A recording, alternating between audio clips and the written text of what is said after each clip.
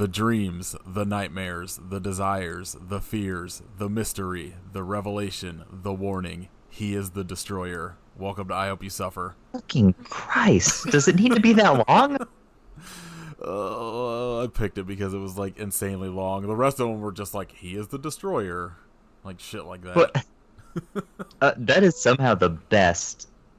Do you desire him or fear him? It is foretold. Once he has chosen, you are doomed. What the fuck is that film about? What does that mean? It's about a naked old man that comes after you. Literally comes. Ew! Just-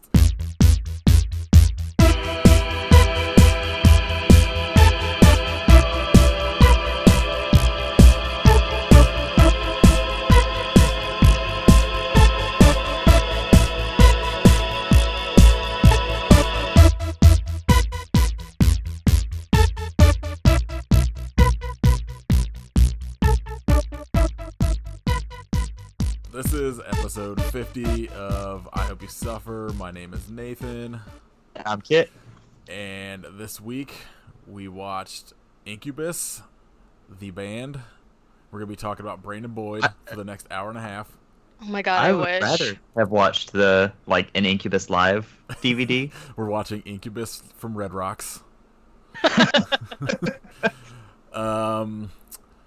Yeah, and so starting with this episode, we will have a permanent third co-host. Kit, you are a permanent third co-host. Yes! Welcome. Made it. Finally got promoted. No, Katie will be joining us permanently now. As Woo! yeah, Yay. So- Sorry if you lose listeners. who cares? People listen to us. We're gonna Release these. we're gonna lose them when we do the fucking Kevin Sorbo fights Antifa movie. I don't even... What? It's just a fucking stupid Christian propaganda movie that's coming out that's got Kevin Sorbo fighting his way through Black Bloc and Antifa protesters. That looks real terrible, and I can't wait to watch it. That and Killer Sofa. Killer Sofa is going to I'm be... actually really on board with Killer Sofa. Oh, there's no way that's gonna be not terrible and amazing. Yeah, so Incubus was picked for us by Erica from Customers Also Watched last week, and I am not happy about it. No. Was not expecting a movie about a rape monster. Yeah, I was gonna say, before warning on this episode, the plots of the movie, there's a lot of things in this movie that I didn't like not because they were... there's some really gross things that they talk about, so... Yeah, I mean, the movie itself is just kind of typical late 70s, early 80s kind of horror movie, but then it's just dealing with a monster you see for about 8 seconds that looks like a naked old man that is just raping everybody in sight, pretty much. And it's a bummer. And a dog dies, of course. I was really upset about that. It wouldn't be an 80s horror movie if a dog didn't get killed. Are we on like a streak now? Are we officially on a streak? Films with dead dogs? Because this is a streak I'd like to break, if so. No, because Night of the Dribbler didn't have one. Oh, that's true. So we had one that broke the streak. Now we're just on another streak. Yeah, we're just starting a new streak. Yeah. Fuck. No. Yeah, I hope that's not in It Chapter 2.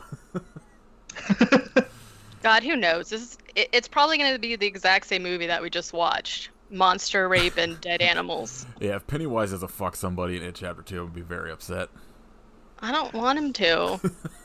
What if it's just another clown and it's consensual and they're just, like, fuck for like a solid 5 minutes? I demand consensual clown dong. Yes. Demand it. If I don't get to see naked Pennywise, would be immediately knocked down to 2.5. I think I made a bad choice, and I will not be returning. That would be amazing if that was just like the fucking content warning or whatever they had for like the rating. Clown dong. Clown dong. Rated R for dead dogs and clown dong. Yeah, rated R for Jesus. crude humor and lots of naked clowns. Full frontal clown. Solid 15 minutes, just like the movie Shame, but Pennywise is fucking Michael Fassbender. Oh, why does that movie not exist?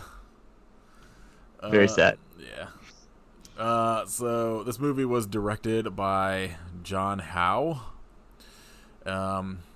based on a novel by Ray Russell, and he's got a writing credit in the movie as well as George Franklin, starring John Cassavetes as Sam, John Ireland as Hank, Carrie Keene as Laura, and a bunch of other people with extremely boring white people names.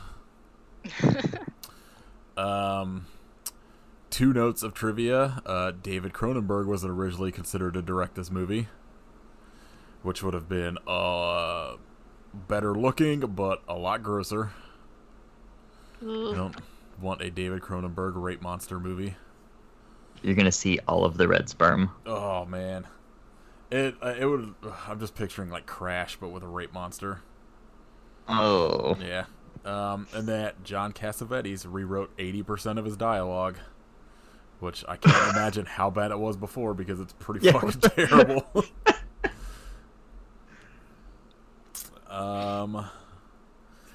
Yeah, so my first note is first line of dialogue, "You bitch." That was actually really funny. I laughed pretty hard. Like the opening thing of this movie is just somebody calling his girlfriend a bitch. Yeah, there's just like Roy and Mandy who are just like supposed to be teenagers but look like they're in their mid-20s, just hanging out at what looks like a fuck, the word just Like left a my brain. ravine. Yeah, like I don't know. I can't imagine it's the looks of it that you're supposed to be swimming there, but I mean, no. A lot of standing water. yeah, it looks gross. How you get a brain disease. I'm assuming both of these actors died after filming this with like fucking some kind of weird standing water disease. Got like The Incubus claims 2 more. Yep. Yeah, Roy's basically trying to fuck Mandy, and she's just says no or like turns her head away, and he's just like, "You bitch," and just fucking walks off and jumps off a cliff into the water. And then he yells, "Bitch!" when he jumps down. I think they all rewrote their dialogue for this movie. This is all improv. Yeah. All improv film. He jumps in the water and like doesn't come out immediately, so Mandy gets worried, and he essentially just swims up to the shore and grabs her foot and scares her, and you get like a shot of somebody kind of stalking them from afar. It cuts to like a little bit later in the day, and Mandy runs into this weird shed that for some reason is on this makeshift beach. And she hides, so when like Roy comes back, he can't find her, and all of a sudden he hears her scream. Roy comes up to the shed to go see what's going on and just gets smashed in the face with a board with a nail in it. Which later on, when you see his dead body, has to have been the biggest nail on Earth. It's one of those like railroad. Yeah, it's like a fucking railroad spike hole in his head, and they're just like, it was a nail. All of the shit after this with like Tim and his quote unquote mom made 0 sense to me until like the last 10 minutes of the movie. It's like, Yeah, oh, I God. felt like it like cut between, in the beginning it was really confusing because like you don't know who anyone is, but it's like cutting between characters like a lot. So Yeah, the first 20 minutes of this movie is like 300 45-second scenes that just like go back and forth, and no one is really introduced. Like, I feel like I didn't get Sam's name until like a good 15 or 20 minutes into the movie. Yeah, the only reason I knew it is because they had it in the subtitles. I know who Cassavetes was to begin with, so like I knew he was playing Sam, but like I don't remember them saying his name for a while. And he's like the main character you follow throughout the movie. Also, extremely boring in this movie. His acting is real terrible in it. He really creeped me out. There was like a lot of scenes where he was like doing this weird, like his head was tilted down and he was like doing this stare and he would like smile, and I'm like, what is happening with him? Yeah, I feel like he could have been a good like Joker in like the 80s. Yeah, he was pretty creepy. Instead, we got Joaquin Phoenix. Yeah, there's a bunch of shit with Tim and his, what you assume is his mom for like the first hour of the movie. I was writing grandma, but I mean, I wrote mom, but I put question mark after it like every time until it's finally kind of revealed who she is. I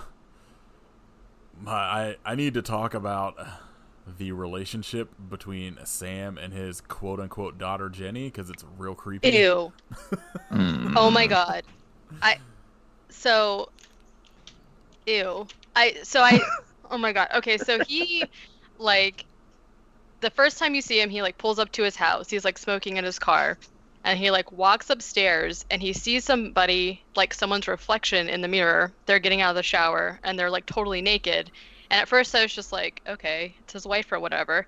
And then I was like, oh my god, that's his fucking daughter. What the fuck? He was just like, And then he makes her bring him coffee and read the newspaper to him. Which is some straight up, like, child bride shit. All of it's gross. Like, he's constantly, like, caressing her. And have like weird long like kisses on the mouth. Like it's a real not cool. Yeah, gross. He is obviously upset that she's dating Tim because he wants to date her. I hate this film. I don't understand like at first like why he's so mad about her like dating Tim. The only thing I can think is that he wants to fuck her himself, and it's weird. Sam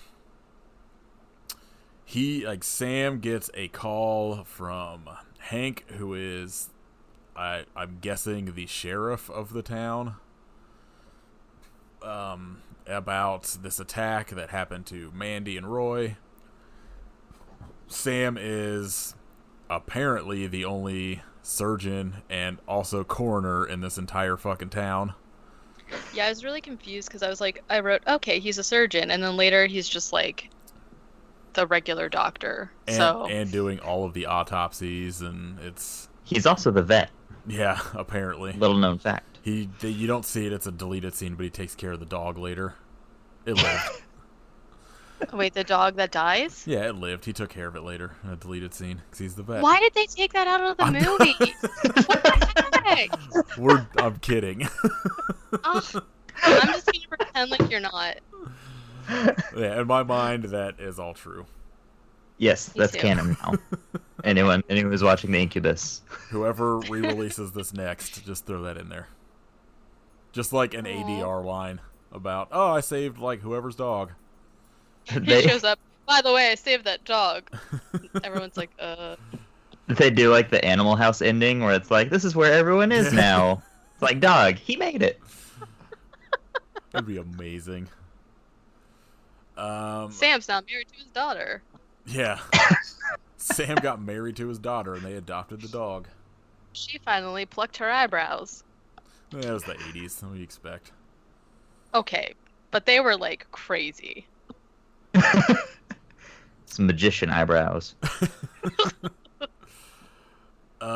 Sam arrives at the hospital, and immediately you see Laura, which he is just eye-fucking like crazy. Yeah, I'm like, this girl had... No, Laura. Never Yeah, mind. Laura. Which, like, it Oh, kind of makes sense when, like, it's revealed. Like, he talks later about how she looks exactly like his dead wife, but at first, which is also you're just kind really of like, weird. this is real creepy and very male-gazy. I hate it. He looked at everybody like that, though.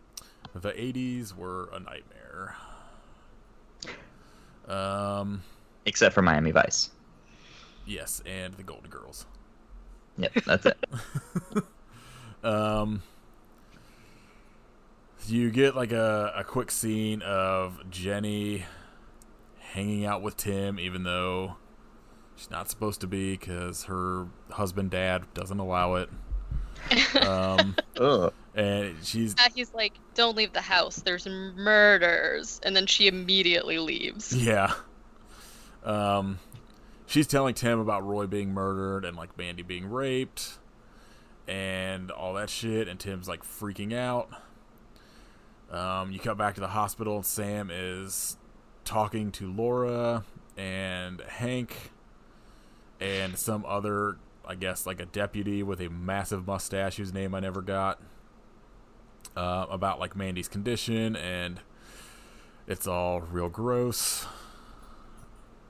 Pretty much every woman that gets raped in this movie has the same thing, which is a like just destroyed uterus, which is Okay. not something I want to think about. No. And they also like they're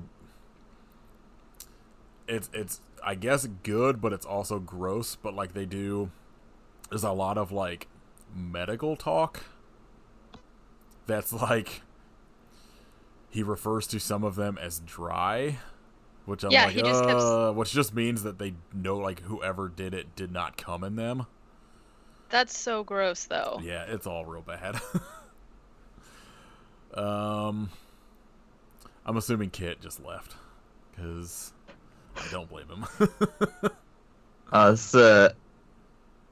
saying this is also where it's the first time they mentioned that they found, like, I can't remember the exact line, but the dude's like, it's an extraordinary amount of semen. Oh no, like, that hasn't happened yet. Oh, that hasn't happened yet? No, this is still like the my first God. one. Like coming up. This is the dry intercourse. Yeah, this is one of the two that had the dry intercourse because there was no semen found at all. And it's a bummer.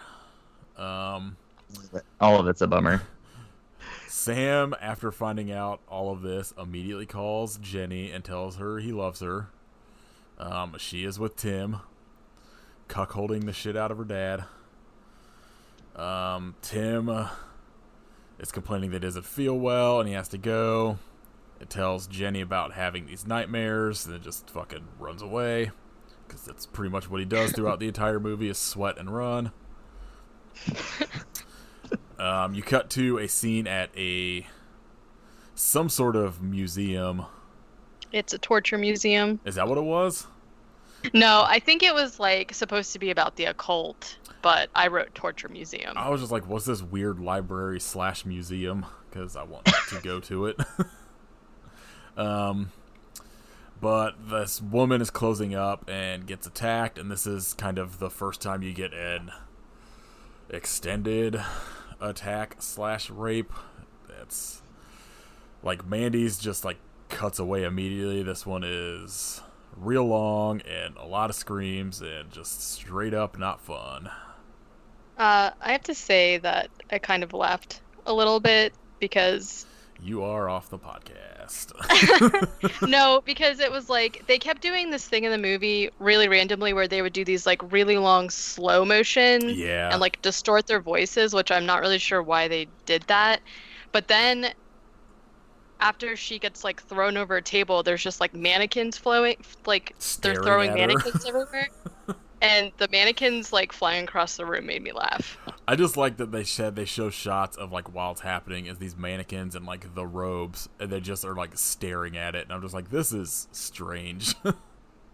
Real weird. She It also was gets really- thrown through the shelves of a fucking bookshelf, Bookshelf, yeah. which is like crazy. But yeah, she is raped and dies. So, like, as I think Mandy is the only one that lives through any of it. Yeah, she is. Sam arrives at the museum, and Hank's already there, and like, the woman that was attacked was like Hank's cousin's wife or some shit, some sort of relation. So he's all upset, and they kind of have a back and forth about trying to figure out what's going on. And Laura shows up, and Hank just loses his fucking mind because she's a reporter that you find out later apparently wrote an article that almost got him fired. So they're not cool. This is the point where like Sam goes back to the hospital and he does the autopsy on whoever this, like, I didn't get a name. I think it was Catherine, maybe. And this is when this one was not dry intercourse, and it was just apparently he keeps saying that there was a lot of sperm and it's all red. It's much. Wikipedia says an inexplicable amount of semen. I hate it. Just the idea of red sperm is. This is the last episode of this podcast. You had a good run. Yeah. The picture in my mind is the worst thing in the world. It's very like gross death metal album cover nonsense in my mind. Like The wiggling sperm. just like red. Frothy red milk. Yes. Ew!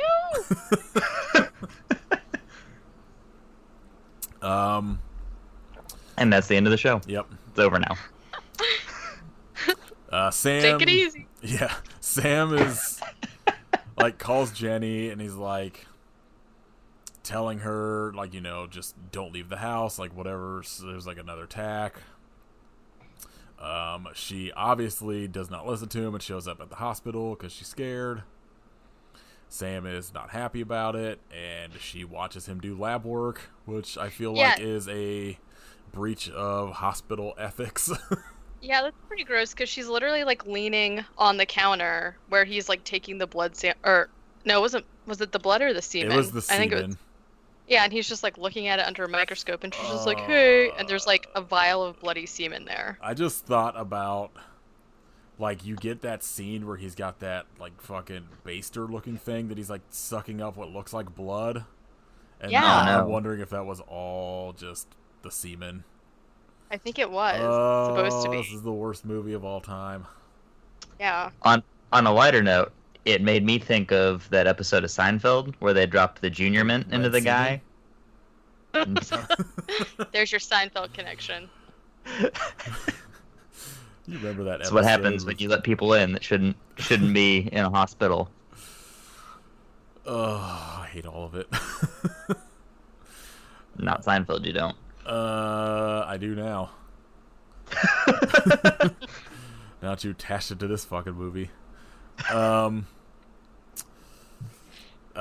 Sam does like some like lab work and realizes that all of the semen is red, and they leave, and he has a real weird, creepy, like caressing moment with Jenny where he's talking about how his wife died, which she already knows because it's her mom, and that he was dating an 18-year-old after that, and she cheated on him, and it's all weird. Literally nothing in this movie is ever comfortable. All just creepy and weird. You immediately cut to like Sam in bed having a dream, and is awakened by Jenny telling him the hospital called and Mandy is awake. So Sam and Hank. That's when you get the mouth kiss. Yeah, that's when you get the real not She's cool. She's like, I love you, I'll never leave you, and then they mouth kiss. I feel like that's the 80% of the dialogue that was rewritten. Was him just being like, you have to kiss me on the mouth for at least 5 seconds.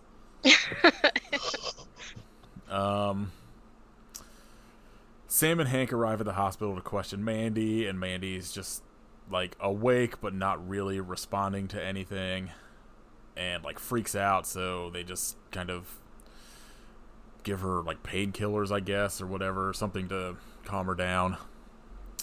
That's when Sam tells Hank about all of the red sperm he found. Laura... Wait. Oh, I think they get a paper that's just like that. Like an article Laura wrote on the front page about all the rapes in town, and they're both, Sam and Hank, are like pissed off about it because I don't think they wanted to worry people or something. There's a lot of shit that you just kind of have to piece together for yourself because it's never really explained. But Sam takes Laura to a bar to talk to her about like writing these articles or something, which immediately turns into him telling her about how she looks like his dead wife. And then he's like, want to come look at some pictures of her at my house? Yeah, and then immediately so make fucking out. Weird. What a line. I mean, it worked. I mean, yeah, I wrote weird kissing. Of course, spoiler, she's an incubus, so... Oh. It's like a weird fucking twist I definitely didn't see coming at the end of this movie. Yeah, he invites her back to his house, and it's just immediately her looking at pictures of... basically pictures that were taken of her. It's all weird. The next thing... Sensing a theme. Yeah. The next thing is Tim telling his mom, who you find out is his adopted mom, about his nightmares and how he thinks he's the one that killed Roy and attacked Mandy, and she's just like, no, it's just dreams, you're fine.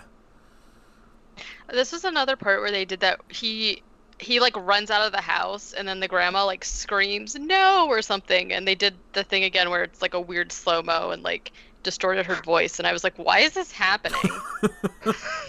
There's some weird like aesthetic things in this movie, like that, and then like the one I did like is there's a lot of like long kind of POV shots. Yeah. And then there's the one like coming up with the woman in the wheelchair that just like they put the camera like under the wheelchair, so you just see like the view of her, like essentially what would be the view of her wheelchair like going through the house. That's the one good thing I'll say about this movie. The next thing is some new family where I believe there's a line later in the movie that this guy was the old coroner, which is why Sam is doing all the work now. Oh, I missed that. Yeah, there's like this weird throwaway line that Sam says something about like the old coroner, and that's just kind of what I'm piecing together from it.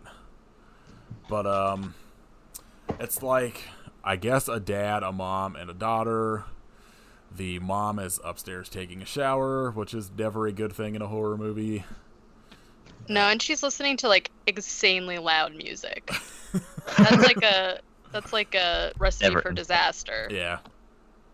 The daughter is in a wheelchair, and she's just kind of doing whatever in the house, and hears their dog barking, and tells the dad, who's reading the paper, like, can you go out and check on him? And he's just like, oh, it's probably just another raccoon. And she's like, no, it sounds different, like, go check. So he gets his gun and goes out there to check, and hears the dog yelp, and when he gets in there, the dog has been killed with a pitchfork. And the dad is immediately stabbed in the neck with a shovel and shoots his own foot, which is pretty awesome.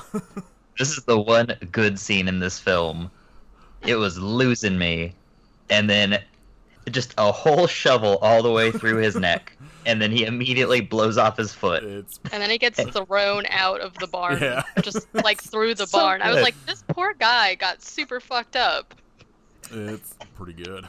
It's like the only other like kind of gore in the movies, you just see like blood stains on like the sheets of people being taken to the hospital. This is the There's only. a pretty gross scene later, but Is there? yeah, Yeah, I just don't I'll remember. tell you when we get to it. It's really gross. Yeah, like so this dude is killed, and then this monster is immediately in the house and attacks the woman in the shower, and the daughter in the wheelchair kind of goes to check on her, and you just see from under the crack in the door that she, like the mom or whatever, is just dead on the ground, and then presumably the woman in the wheelchair is also attacked. You cut to Sam, who has now got the analysis back on the sperm that was red, and that it's all like they originally think, because of the amount of it, that there was a group of people, but it comes back as all one thing or person or whatever. So gross. Yes. None of the police believe it, and pretty much the rest of the movie, the police think it's a group of people. The next thing is like Tim just Forrest Gumping it throughout town some more, and runs past like a movie theater, I guess. Yeah, what the fuck is happening in there? I was so confused. Yeah, it's real weird because there's like posters for movies, but then it's like I assume is some kind of weird Iron Maiden play, because Bruce Dickinson and somebody else from Iron Maiden are. It's Samson, his pre-Maiden band. Oh, is that what it is? Yeah, which is why he's in this fucking movie. But like, wait, when did Iron Maiden start? I assume that was like. He didn't join until like 83 or 84. Oh, I would assume that was like.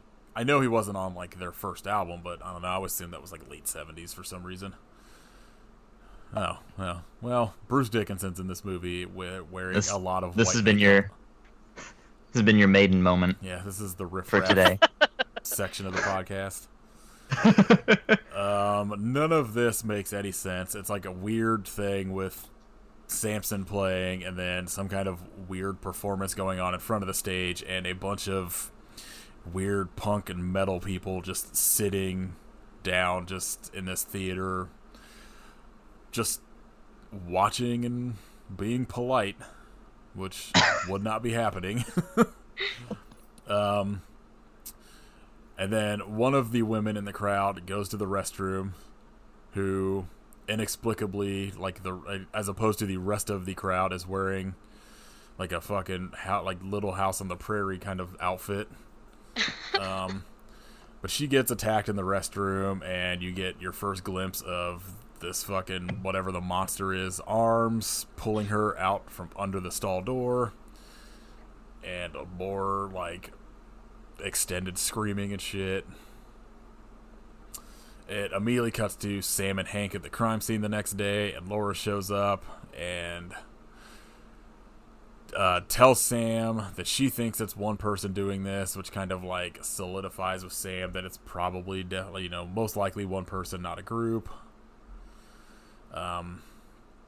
They leave, and Laura tells Sam that these exact kind of attacks happened 30 years prior in, I guess, a town called Galen. She just says in Galen, which ends up being Tim and his stepmom's last name.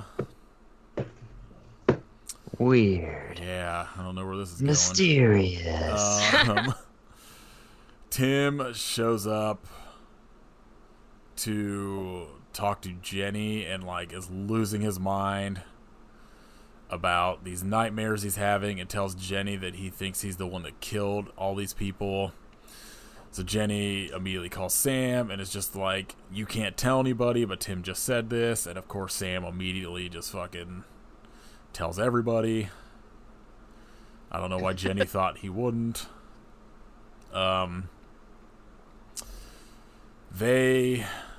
It's like Jenny, Sam, and Laura go looking for Tim. You cut to Tim's house, and Tim's mom is like, or just, I guess, stepmom from now on, is looking through some old book as Tim comes running in the house and talking about how he has to stay awake or someone else will die. Tim's mom starts telling him about the book he sees in his dream, and Sam, Jenny, and Laura show up, and Sam just like barges his way in as if he's a fucking cop. And then, her name is Agatha, Tim's mom, grandma, whatever, goes, "How dare you barge in here, Jenny?" And like looks only at Jenny, even though there's like a whole group of people. I hate this movie so much. Tim immediately recognizes Laura from his dream and says that she's the, and like from what he remembers, she's the woman that's being like tortured in it. Sam kind of, after slapping the absolute shit out of Tim, and then he was like massaging his face. Oh, he does it so it was much. So weird. He is the worst doctor. Like, he just slaps him like a bunch of times, and he's just like moving his face around like his skin is just super loose on his skull. It's like literally if you were like scratching a really wrinkly dog behind the ears, like that's what he was doing to him. It's crazy. He does it a couple times. But he convinces Tim to come in, that the only way he can clear his name is to get a sperm sample from him. So everybody goes down to the hospital. The sperm sample comes back clean, and like it wasn't not red. Yeah, they were just like, well, this is white, so this definitely isn't him. Ew. Sam is like having trouble trying to like piece together how Tim's dreams are connected to all these attacks. There is now some kind of cop from out of town that's helping, that says that Mandy told him that she was raped by a group of people, and when Sam goes in to find out like what's going on, the nurse says that she just kind of nodded but like wasn't really answering his question. She just kind of wanted him to leave her alone. So Sam questions Mandy, and Mandy's only response is that it wasn't human, it was a monster.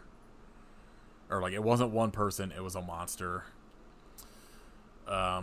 Sam again is questioning Tim about his dreams, and he has some kind of weird fucking spell that happens at like that Sam or Hank, somebody starts slapping him again. And something that's going on with this like affects Mandy, where she goes to she falls like out of her bed, and this cop from out of town is just like, no, this proves nothing. She was just trying to kill herself. Yeah, that was really confusing to me. Yeah, a lot. I was like, no, she didn't. She fell. No, man. Falling from 3 feet is going to kill this like 18-year-old. I mean, if I was this girl and fucking Sam kept coming in and leaning over me and grinning and calling me tough guy, calling you tough guy and beautiful, I would try and leave too. That's all I'm saying. The first time he talks to her, he's like, "You're beautiful. You'll be all right." And I was like, "Oh no." Gross. You're fine. You'll date again. It's all real terrible. Yeah, it's Sam leaning in and like whispering like weird flirty things to her, then Hank he's screaming at her. Sam and Laura get this idea that they bring Tim back to this fucking torture library museum. And Tim's mom immediately goes upstairs and just grabs a knife out of one of the displays and tells Sam about how Tim's real mom was a witch. It was killed because of it, and it's all just a bunch of nonsense. Laura is reading one of the books and comes across this thing about shapeshifters that materialize through dreams or nightmares, and basically just describing an incubus. This is pretty much where you get like all of the fucking background for this movie in the last like 20 minutes. Yeah, and it's like so confusing to me though. Oh yeah, none of it makes sense. Your mom was a witch and they killed her, but she was pregnant with you at the time, and then they were like just talking about Incubus and then something about how they impregnate witches, and I was like, what's happening? So at the end, it's revealed that like Laura is the Incubus or whatever that's been attacking people.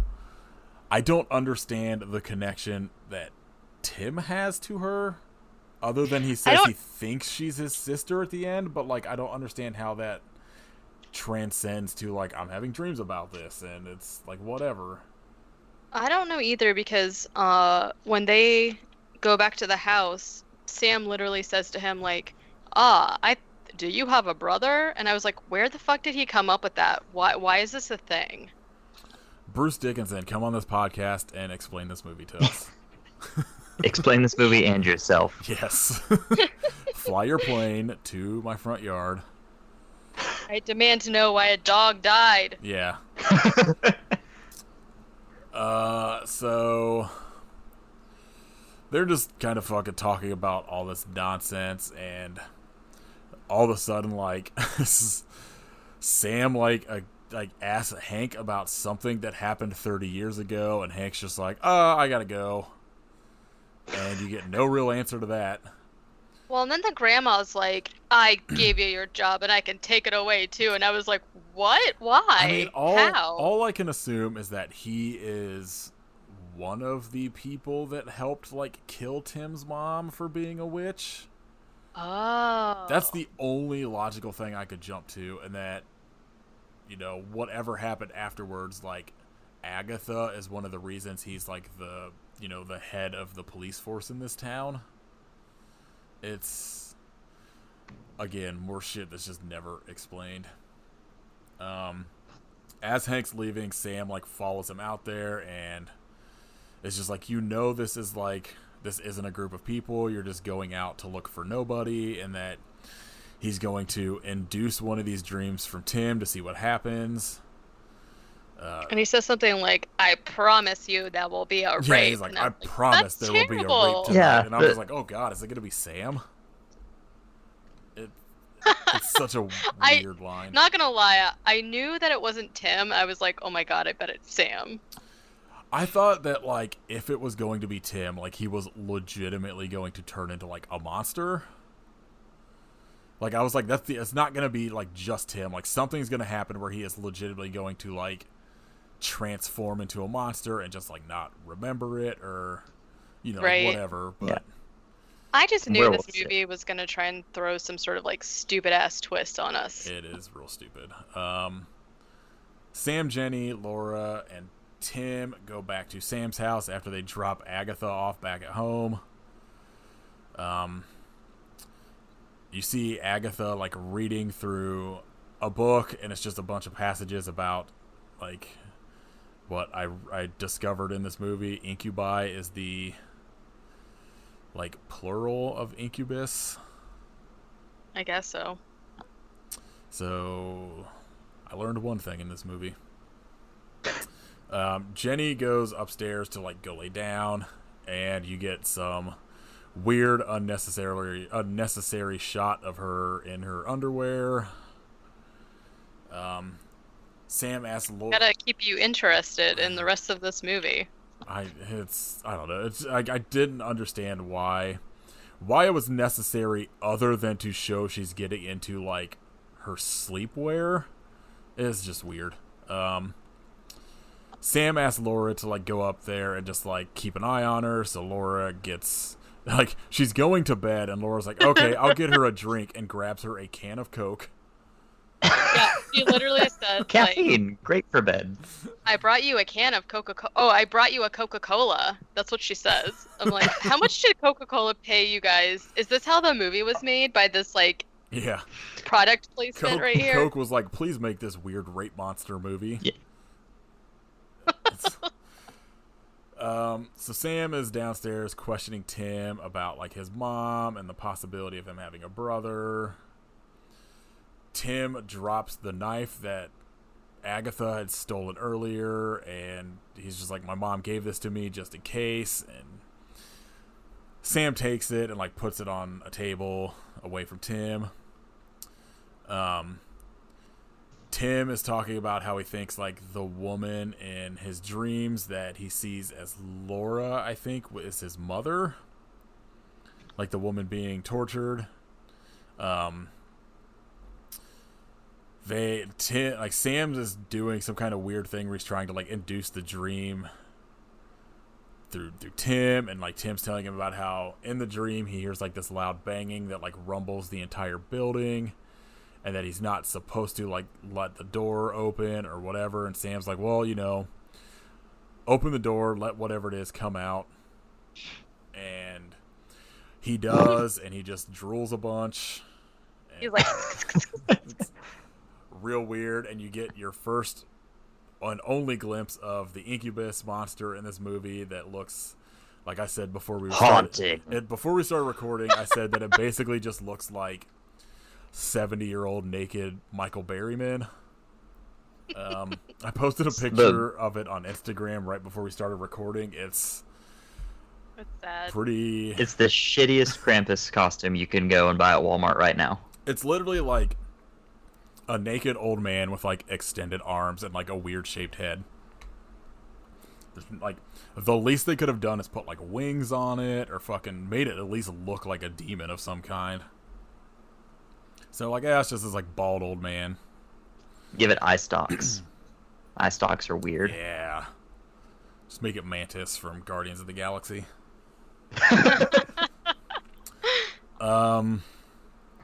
Tim eventually comes out of this, and Sam's just like, well, what the fuck? I don't know what that proved. And they, like, Tim... Same. Oh, no, it's because when the Incubus goes down to, like, go to Pound Town with the lady, he sees Jenny. Yeah, he sees Jenny's face, so he Go picks to up the knife and runs Pound Town. upstairs. Yeah, he runs off with this knife and goes upstairs and says he goes to attack Laura, saying that she's his sister. And when he does, like, Sam tackles him and Tim falls on the knife and I guess kills Tim. Laura comes over to hug Sam and says that she just wants to stay with him for the night. And as Tim looks over his shoulder, he sees Jenny has been raped and is just bleeding everywhere, and the end. Yeah, that part was really gross because they, like, zoomed up on her and she was, like, squirting blood, and I was like, Yeah, this is the gross. Then they zoom in on his eye, and guys, that was the opening scene of the movie. Yep, just like time, it's a flat circle. A flat, stupid circle. This movie was not good. No. Yeah, I got nothing else to say about it. Just look up the part where the dude gets stabbed in the neck with a shovel, because that part's dope. Yeah, and then look at the But monster. It was watch the pretty rest. cool. Just like Cool. look up like Incubus 1982 on like Google Images, and you'll get to see what the monster looks like, and you're pretty much good after that. Or if you want to see Bruce Dickinson in like weird pancake makeup for like a minute, you could just watch that scene too. I still don't understand what that scene was, because it was like they were playing, and then there was like a light show and fog, but then also people performing on the stage, but they were literally laying on top of like cords. I mean, they were all high. and, like, Who knows? yeah, I I'm guess. extremely disappointed that it doesn't look like the cover. Yeah, Yeah, I'm that a was like Spacey Starman. really I misleading. definitely thought this was going to be something dealing with space. Yeah, me Yeah. too. That's how they get you. Space demons. Um, At least Space Clown's honest. yeah. Let's never talk about this movie again. I agree. Yeah. It's fun. Katie, you said you had news stuff? Yeah. So last time I was on, I was talking about how I just started Haunting of Hill House, and obviously I finished it, and it's amazing, and everyone should just go watch it now. But they recently released more information on season 2, and it's called Haunting of Bly Manor, and it's supposed to come out next year. It kind of seems like they're doing the same thing that American Horror Story does, where it's like recurring characters but a completely different story. So it's not all of the characters, but it is some. But the thing that's really cool about it is that, I hope I say his name right, Rahul Kohli, who's from iZombie, he plays Ravi Chakrabarti. So it's iZombie's over. Obviously, he's going to be in it, so I'm really excited about that. And then the other thing is, maybe not many people will care about this, but there's a manga artist called Junjo Ito, and he does like horror stuff. Oh, that stuff's so good. Yeah, so they're actually, Uzumaki is like one of his stories, and it's like the very first like J-horror thing that I got into, and they're actually doing like essentially like an anime for it, with a partnership with Cartoon Network, which at first I was kind of like, I don't know. But they have a trailer out right now. It looks super, super cool and creepy. It's going to be a 4-part series, and it comes out next year. And the studio who does it also did this other anime called Ghost Hound, which is really good. So if people like anime, they should definitely check that out. Nice. I have not looked at like any news. Every once in a while I see something that's just like somebody tags me and shit like Killer Sofa, and I'm like, done. Don't need to look at anything else because I'm watching that as soon as I can. I mean, to be fair, that's like the most important news. Yeah. Everything else is just right now has just been about people reviewing It Chapter 2, so I'm just avoiding all of it. Yeah, I'm trying I do to hype for a creep show. Yeah, I mean, Yes. I saw something today about how there's like one of the things is about like it was like how to decapitate a Nazi. Like here's the thing from Creepshow, and I was like, oh great, so now I'm gonna have to hear people being like, oh, I gotta get all fucking political at Creepshow now. I was like, I'm not even fucking looking at this because I'll get fucking stuck in a wormhole of comment sections and just want to kill myself. The internet is a nightmare. That is. Yeah, I don't know if either of you two seen like anything else of interest. I'll take that as a no. Shudder did announce some of the exclusive movies they're gonna have running through October. Oh, okay. It includes stuff like Haunt, The Furies, a new Channel Zero. Obviously, Tigers Are Not Afraid. Oh yeah, I can't wait to watch that. One Cut of the Dead. And then they teased a special Halloween surprise, which Joe Bob Briggs was heavily hinting at it being another marathon. Yeah, I saw his tweet that was just like, I wonder what this could be, and like tagged Darcy in it. But most importantly, they're bringing back the Gulag, and Yes. they're also going to have Son of Gulag. What? I'm real bummed out that like Netflix and Shudder both passed on like a new Elvira series. Yeah, what's up with that? Yeah. I feel like I guess like I get it from Shudder because Shudder is small enough still that they probably don't have like the funds to do like that and Joe Bob and whatever else they have like going on. These other exclusives. Netflix not doing it is just stupid. Like Netflix has all of the money for whatever fucking stupid ass shit they're constantly greenlighting. More fucking specials from comedians that haven't been funny in a decade. Bring us Elvira, what the fuck? Hulu, come through. Hulu ain't gonna do it either. Nah. Hulu. Amazon definitely could afford to. I can't be mad at Hulu though because they got the Wu-Tang show. I saw that pop up today. I was like, what is this? Yeah, I don't know. I got pretty much nothing else. We are going to be doing It Chapter 2 next week as a follow-up to our It episode back in like March.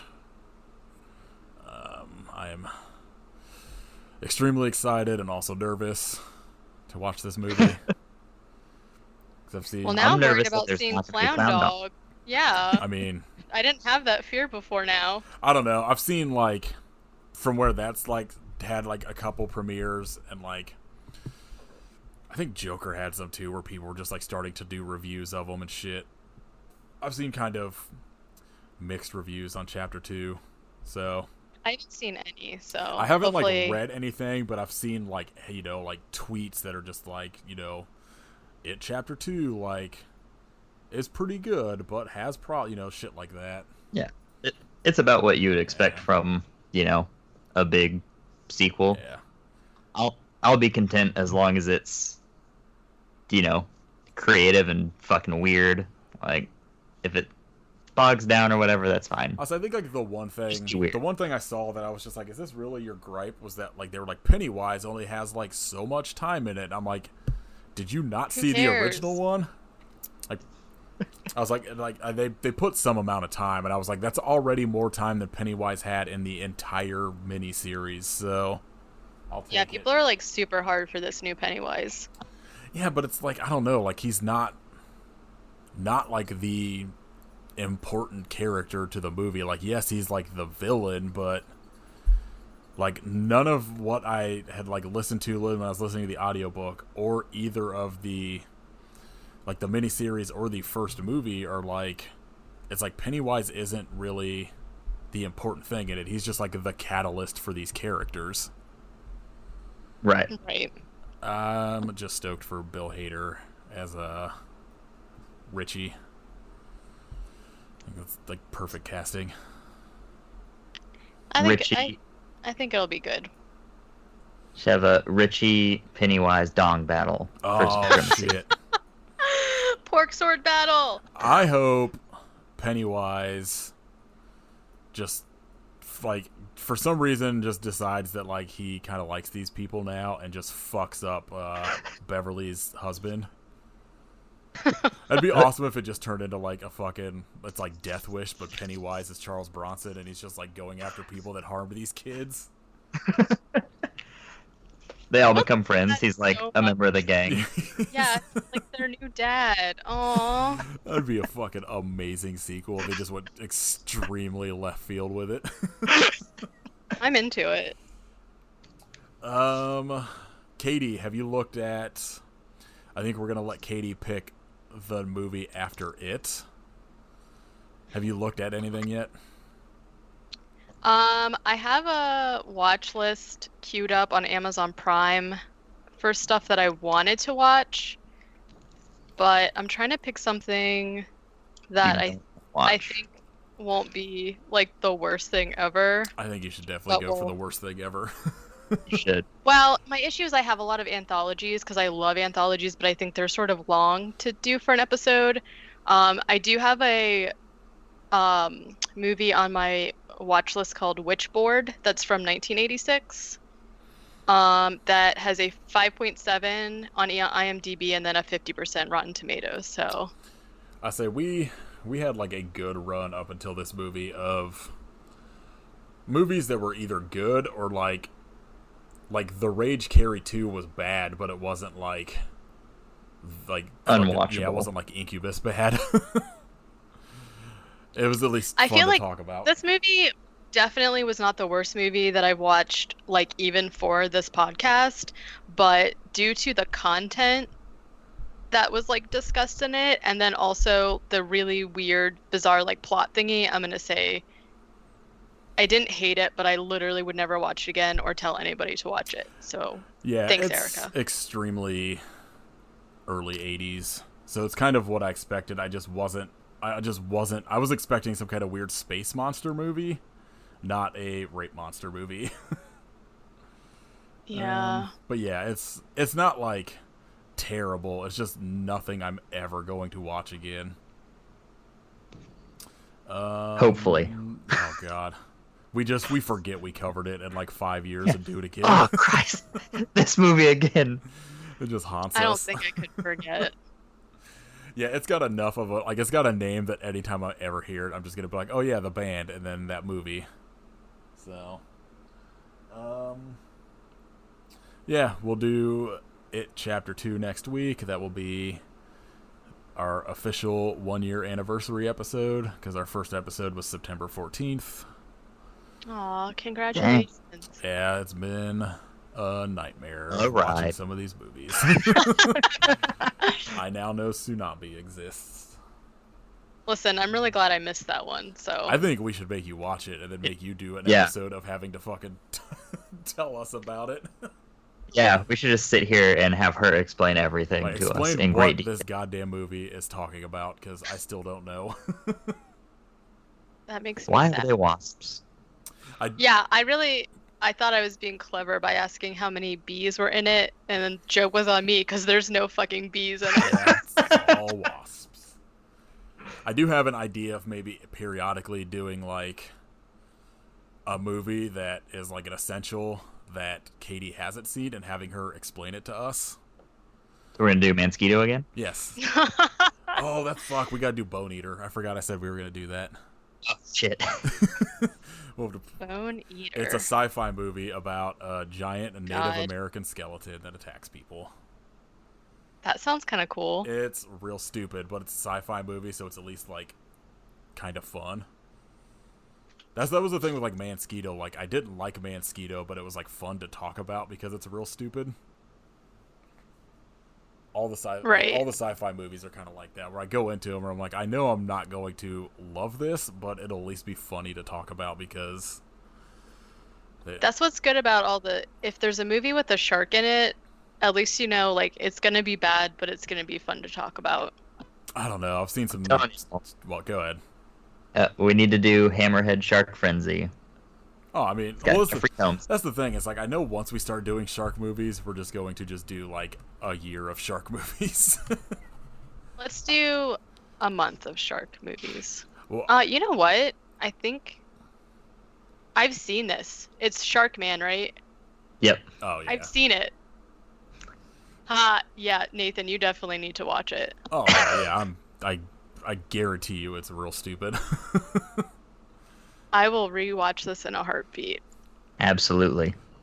We need to just make a list and just do Oh. a bunch of fucking movies from that list for a while. Fluebird Terror. Wait, what? What the hell? You never seen? Oh, I'm sorry. It's Fluebird Horror. Fluebird That Horror. is a terrible movie name. Yes. It's a terrible movie. So. Well, yeah, I would assume. I need to track. Google it and look at some of the birds. I need to They're track down delightful. a way for us to all watch Wrestle Massacre, because that just looks fucking incredible. Wrestle? It's called Wrestle Massacre. Oh my god. What is this? Fluebird Horror? Oh my. Oh wait, does this have a different name? Or am I? Oh no, that was Birdemic. I'm thinking of. Yeah, that's what I was thinking of too. Been a lot of murderous bird movies. Oh boy, this That's the correct reaction. what is this fucking creature? That's Fluebird, bro. I'm gonna be Look out. Fluebird for Halloween. I'm gonna be a clown dong, I guess. Oh, that'd be amazing if you're just like a big dick with a fucking clown wig on top. I mean, so buy a Trump costume, got it. Burn. Yeah, I don't know. I think we're just killing time at this point. Yeah, listen, just for the record, I don't normally talk about dongs this much, so She's lying. I got the text to prove. I gotta. You know how like shows will do that first episode where they're like super gritty and there's like sex scenes and nudity, and then the rest of the show is normal because they're just trying to hook people in. That's what I was doing. This is your Zack Snyder But don't- version of an episode That's of I Hope right. You Suffer. It's the Snyder cut. Yeah. Katie's just like dropping racial slurs and talking about dicks for like one episode, and then all of a sudden it's just not like that anymore. Well, now I don't care if people like me because I'm on the show, so. I can't tell you. I'll tell you guys about this off air because I can't announce it yet. All right. I hope you suffer, but why? What?